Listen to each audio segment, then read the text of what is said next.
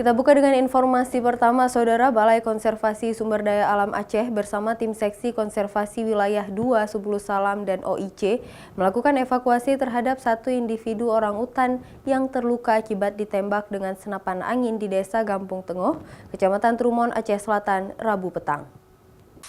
Satu individu orangutan Sumatera terkena luka tembak senapan angin di Desa Gampung Tengoh, Kecamatan Trumon, Aceh Selatan, Rabu petang kemarin.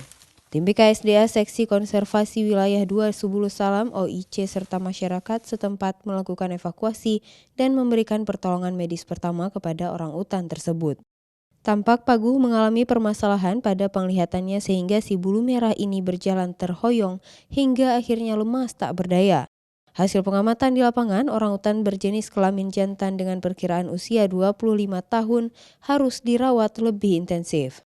Saat ini orangutan tersebut dievakuasi ke stasiun karantina orangutan Batu Mbelin Sibulangin untuk mendapatkan penanganan medis. Diberi nama Paguh karena kondisi fisiknya yang kuat dan tangguh meski terkena luka tembakan.